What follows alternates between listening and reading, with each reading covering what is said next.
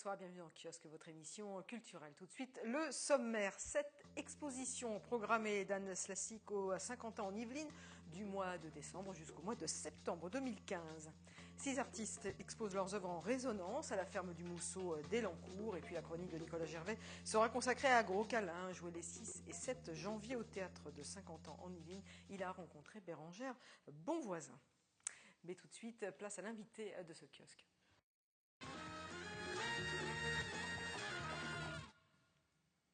Anne Slassico est invitée d'honneur. C'est une artiste associée pendant presque une année sur l'agglomération de Saint-Quentin en Yvelines à partir de 7 expositions différentes qui ont lieu dans 7 lieux également différents. Anne Slassico, bonsoir. Bonsoir. Ma première question, c'est habituel ce type de projet comme ça d'exposer 7 fois dans 7 lieux différents et on le rappelle des expositions toutes différentes? Non, moi je fais des expositions depuis 30 ans et je crois que là c'est tout à fait exceptionnel. Enfin, je trouve que c'est un travail important qui a été fait, coordonner 7 villes autour de 7 projets avec une artiste, c'est vraiment quelque chose d'important et d'unique. C'est un projet qui s'articule depuis ce début décembre, puisque vous exposez en ce moment à la Commanderie Templier, jusqu'au mois de septembre 2015. Dans différents lieux, vous allez exposer à la Galerie Le Corbusier, à Guyancourt, à la ferme du Mousseau, à Elancourt. Enfin, on ne va pas citer tout, il y a un site internet qui va s'afficher. Mais comment vont s'articuler les expositions? Ne sont pas seulement des expositions de peinture, il y a aussi tout un travail qui est fait, par exemple, autour de la poésie ou de la danse. Voilà, en fait, ça fait un an que j'ai rencontré les équipes des lieux, que j'ai découvert les lieux et que des projets ont été créés. Il s'agit de 7 expositions différentes, donc qui ont chacune un projet spécifique. Et au fil du travail, en fait, des options se sont mises en place dans le dialogue avec les équipes et leurs souhaits aussi. Par exemple, à Guyancourt, on a choisi, dans le grand lieu d'exposition, d'évoquer la peinture et la musique. Et on présente là un ensemble de 7 œuvres qui s'appelle le Licht, que j'ai créé pour l'opéra de Stockhausen, voilà, qui seront présentées pour la première fois, avec l'écoute de l'opéra, des fragments de l'opéra de Stockhausen. Et à cette occasion, le conservatoire de Guyancourt a investi le projet. Des élèves vont créer des œuvres à partir de ce travail-là. Il y a tout un tissage comme ça des conservatoires, du réseau local. Pareil à Elancourt. Juste à Guyancourt, pour donner les dates du 18 mars au 3 mai, si les gens sont intéressés. Et à la Maison de la Poésie qui est tout à côté, voilà, le vernissage sera sur les 2 lieux. Et il y aura une lecture de poésie de 3 femmes poètes avec lesquelles j'ai travaillé, Claude Bert, Sophie Loiseau et Tita Reuth. Et là, vous parlez, je vous ai coupé, vous parlez de la galerie de la ferme du Mousseau à Elancourt. Là, c'est la danse. Là, ce sera la danse. J'ai participé à un workshop à l'invitation de Marie Lavaux, voilà, directrice. Donc, j'ai rencontré les profs de l'école de danse, les profs d'art plastique. Et donc, je présente là 8 très grandes peintures de 2 mètres par 3 qui s'appellent La danse idéale des constellations. C'est un vers de Stéphane Mallarmé. Peinture et poésie et danse se mêlent. Et à cette occasion, il y aura un travail autour du poète Mallarmé, mais aussi du rapport de la peinture et de la danse.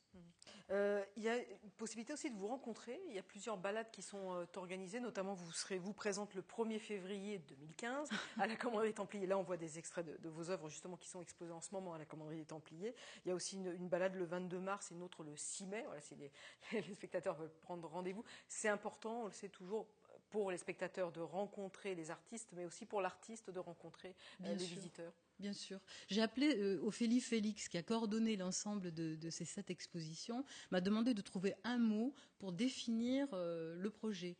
Donc j'ai réfléchi et j'ai appelé cela présence au pluriel, parce que c'est la présence de mon travail, des œuvres dans les 7 lieux.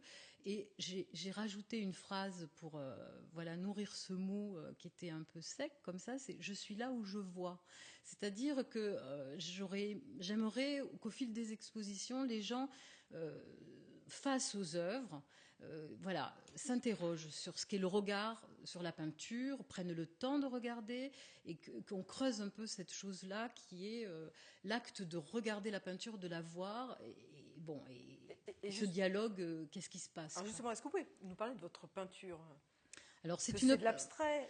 C'est une peinture, c'est ni abstrait ni figuratif. Moi j'aime bien la phrase de Marc Rothko, vous savez, le peintre qui disait « La question c'est pas d'être abstrait ou figuratif, mais d'écarter les bras et de respirer ».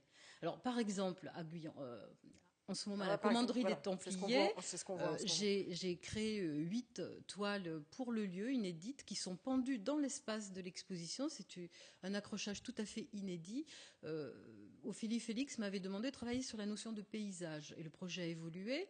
Donc je suis partie d'une toile de Cézanne, dans le parc de Château-Noir, qui se trouve au musée d'Orsay, qui est et ces 8 toiles contiennent la structure de la toile de Cézanne sous-jacente et ensuite ont été rincées à l'huile, à l'essence, puisque je broie mes pigments. C'est un travail de lavis, de glacis successifs. Et on a proposé cette espèce de forêt dans l'espace de la commanderie, à l'intérieur duquel on peut circuler. On voit que vous aimez beaucoup les grands formats. Vous en exposez d'ailleurs, vous avez plusieurs à l'occasion de cette exposition. Pourquoi les grands formats? On respire mieux. Matisse disait 1 mètre carré de bleu est plus bleu qu'1 centimètre carré. Moi, c'est une respiration, la grande peinture. Mais il y aura aussi des petits formats. À la Maison des Bonheurs, par exemple, à Manille-les-Hameaux, en mai, je présente un cabinet de curiosité avec 150 tout petits formats. Qui ont été peints sur une période en plus intéressante. Voilà, dans le temps. 95-2014, voilà. Donc on a le temps de voir un peu l'évolution de. Et puis au musée de Port-Royal des Champs, 25 solitaires qui sont des œuvres sur papier, de moyen format, 120 par 80, que j'ai vraiment créé pour le lieu là aussi, qui est un lieu qui m'inspire beaucoup, le lieu de la pensée janséniste. Bon, voilà, donc il y a une rigueur formelle de présentation des œuvres à partir des Philippe de Champaigne. Et je suis très heureuse de ce dispositif-là aussi. Comment vous allez chercher justement l'inspiration? Alors là, en l'occurrence, pour cette exposition, vous savez, j'ai un rapport à la peinture quotidien. Ça fait 20 ans que je vis de mon travail complètement. On a un rapport quotidien au travail à l'atelier. Donc, que je sois inspirée ou pas, que j'ai envie ou pas, j'y vais. Je suis dans l'atelier et bon, parfois le travail vient. Mais l'inspiration, elle est nourrie de lecture, de poésie en général, d'écoute musicale aussi, et puis de ce rapport au vide qui est là, on y met tout son temps, son énergie, et donc le travail vient. Quel est le message? Est-ce qu'il y a un message que vous souhaitez délivrer à travers vos œuvres, ou vous laissez le spectateur libre de regarder? Moi, je pense que la lecture de l'œuvre est ouverte. Si les gens peuvent se laisser émouvoir, se laisser un peu aller à regarder, puisque Bernard Noël, un poète avec qui j'ai beaucoup travaillé, a écrit « Voir est si facile, on en oublie qu'il s'agit d'un acte ». Donc, essayez de se laisser imprégner par les peintures, de les comprendre, de se laisser envahir. J'ai fait des rencontres déjà au vernissage, là, où les gens étaient touchés. Voilà, si ça c'est atteint, c'est formidable. C'est l'émotion. Oui, l'émotion. C'est très important l'émotion aujourd'hui. Oui, tout à fait. Merci beaucoup Anna Sassi d'être revenue sur le plateau de Kiosque. Et je rappelle donc qu'il y a 7 expositions qui auront lieu à partir de ce mois de décembre jusqu'au mois de septembre 2015. Évidemment, donc du coup, les gens auront largement le temps d'aller regarder vos œuvres, 7 expositions dans 7 lieux différents. Et en ce moment, vous exposez à la commanderie des Templiers. Merci beaucoup d'être venu en plateau. Allez, on va partir découvrir une autre exposition. C'est en ce moment et jusqu'au 21 décembre à la galerie de la ferme du Mousseau à Elancourt. L'exposition s'intitule Résonance.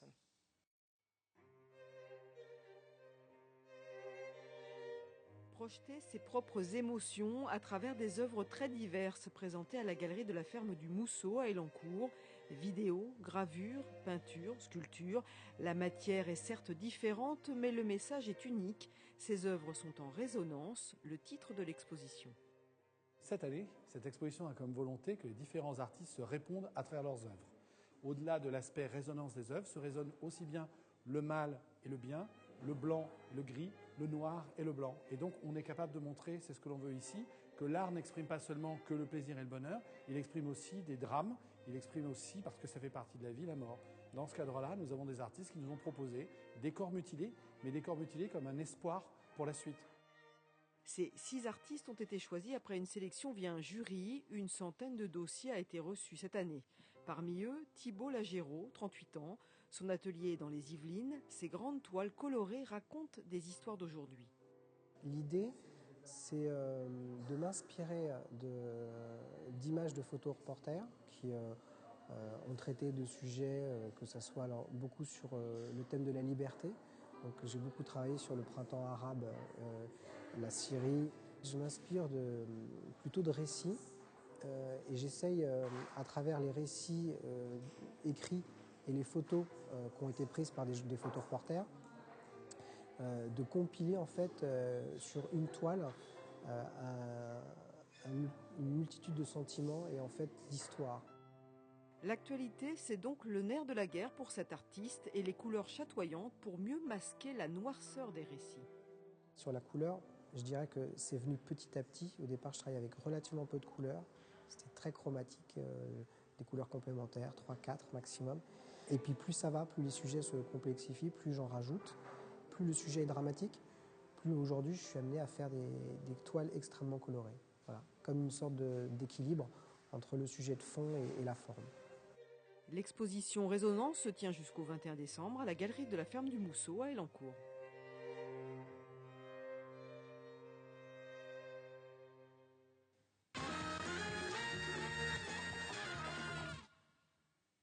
Musique maintenant et plusieurs rendez-vous à noter. Nous débutons ce tour d'horizon avec le trompettiste Nicolas Former qui sera au Prisme à Elancourt ce vendredi soir à 21h, tarif à partir de 9 €. Il viendra présenter son nouvel album Ornitonki, un programme assez groovy pour cet artiste plein d'énergie. Un extrait.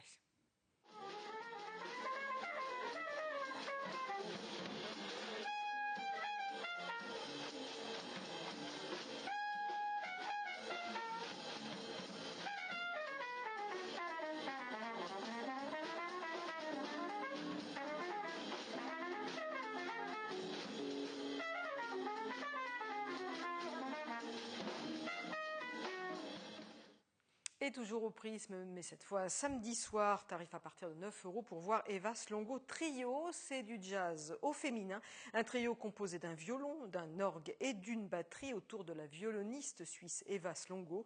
Elle a notamment été formée par Didier Lockwood.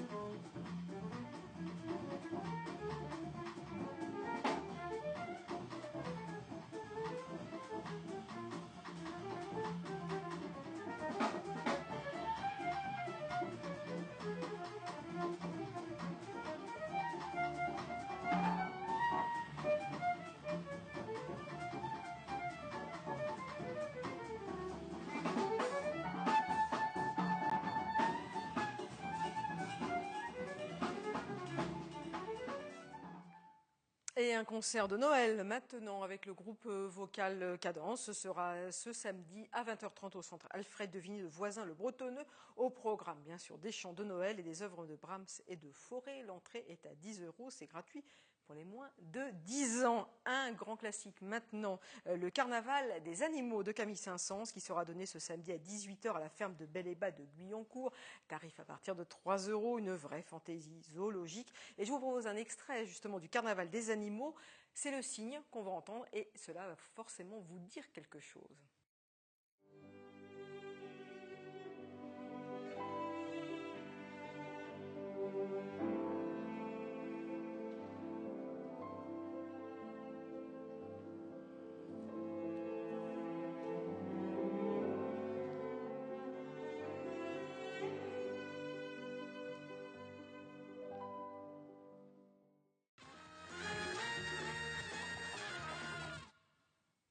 Cette semaine dans sa chronique, Nicolas Gervais nous propose Gros câlin qui sera donné les 6 et 7 janvier au théâtre de Saint-Quentin en Yvelines.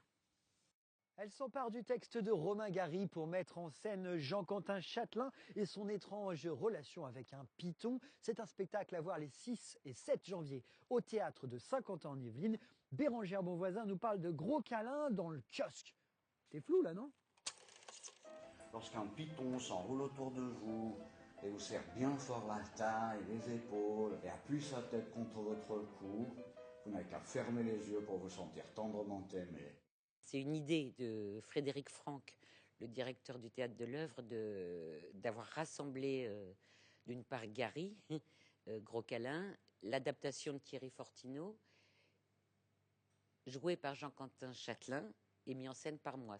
Frédéric voulait un autre immense acteur pour faire cette reprise, mais il voulait une autre mise en scène. Je refuse de nourrir mon python de souris vivantes. Voilà, c'est inhumain.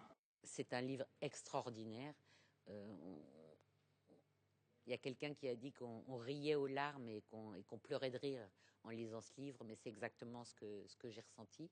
L'idée que ça soit Jean Quentin qui interprète ce personnage de ce monsieur Cousin qui va chercher un python en Afrique, qui vit avec son python parce qu'il est en détresse, en besoin d'amour.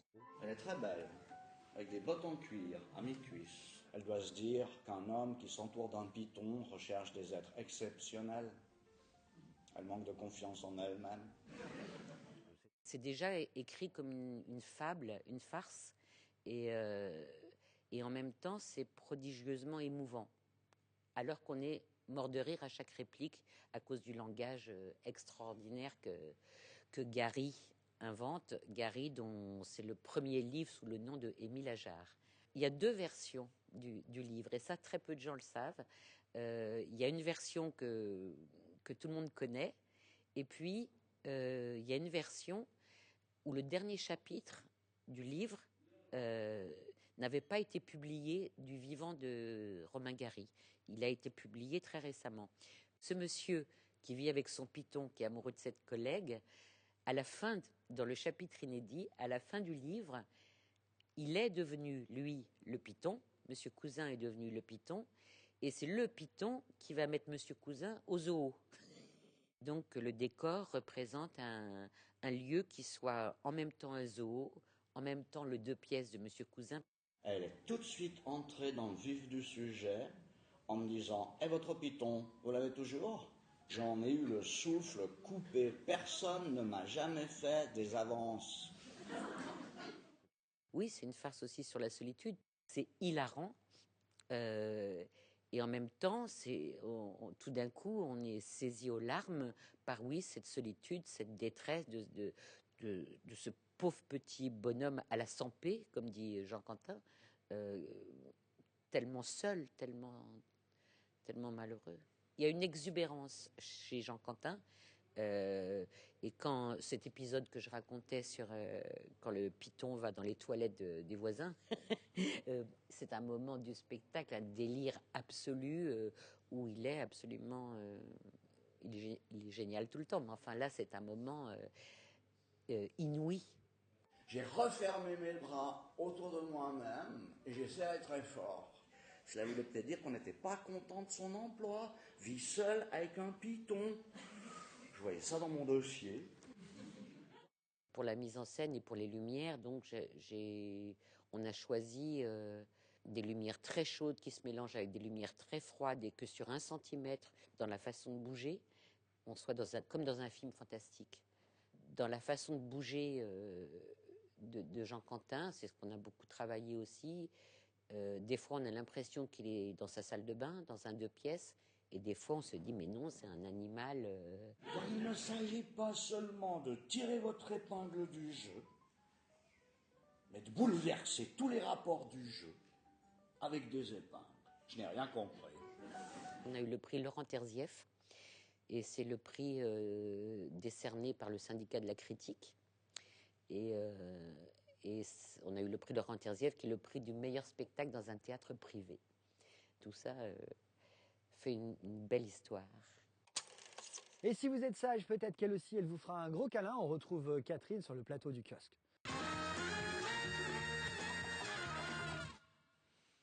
Et comme tous les mercredis, la chronique cinéphile avec tout d'abord vos avis de spectateurs éclairés au micro d'Élodie Moine. Il est sympa. C'est un peu différent de Madagascar, mais voilà, il y avait tout, il y avait l'action, il y avait de l'humour. Ouais, je trouve qu'il est pas mal.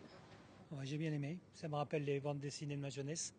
Je pense que c'est plus un film pour enfants que pour un adulte. Après 20 ans, en fait 20 ans d'écart entre son prédécesseur, je trouvais que les acteurs ils sont toujours aussi impliqués dans l'humour, donc moi j'ai passé un bon moment. Je trouvais qu'ils avaient rien perdu de leur superbe. Très bien, très bon film, authentique et puis une bonne suite. Oui, ils jouent à fond la carte de la nostalgie. Puis on a l'impression qu'ils n'ont pas vieilli les acteurs, donc ça fait toujours plaisir. C'est un film magnifique que je vais revoir une 2e fois. Voilà. J'ai bien aimé, j'ai trouvé très émouvant et drôle à la fois, l'humour caustique du prof de chant, etc. Donc j'ai adoré, voilà. Un film qui réconcilie avec la famille, tout simplement. Et puis, non, vraiment, j'ai trouvé ça très divertissant et puis très attendrissant surtout. Et on passe maintenant au coup de cœur d'un professionnel du 7e art. Ce soir, Cyril Haddad des Clés-sous-Bois. Cette semaine, notre coup de cœur est le film français Le Père Noël, réalisé par Alexandre Coffre avec Tahar Rahim. En cette nuit de Noël, Antoine, 6 ans, n'a qu'une idée en tête, rencontrer le Père Noël et faire un tour de traîneau avec lui dans les étoiles. Alors, quand celui-ci tombe par magie de son balcon, Antoine est trop émerveillé pour voir en ce Père Noël un cambrioleur déguisé qui dérobe bijoux dans les appartements des beaux quartiers. Et malgré tous les efforts du Père Noël, pour se débarrasser d'un Antoine déterminé, ils vont former alors un duo invraisemblable, parcourant Paris de toit en toit, chacun à la recherche de son rêve.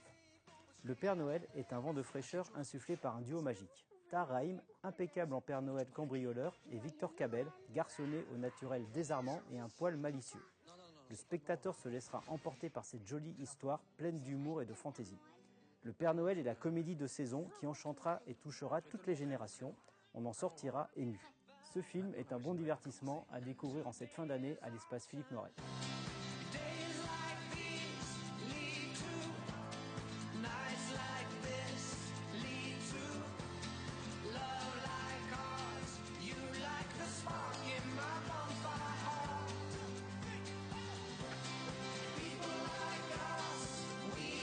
Appelle mon papa avec la télépathie. Papa, tu manques trop, maman. Parle-moi.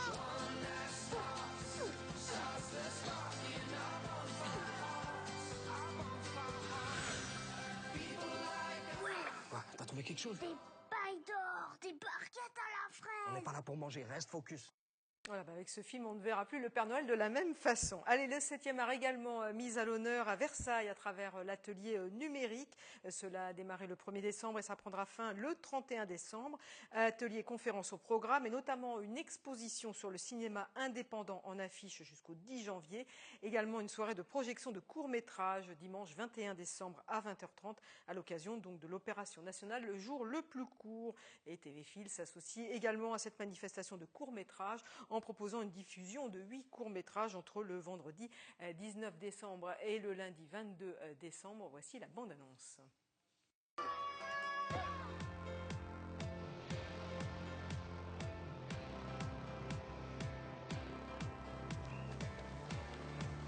Viens là.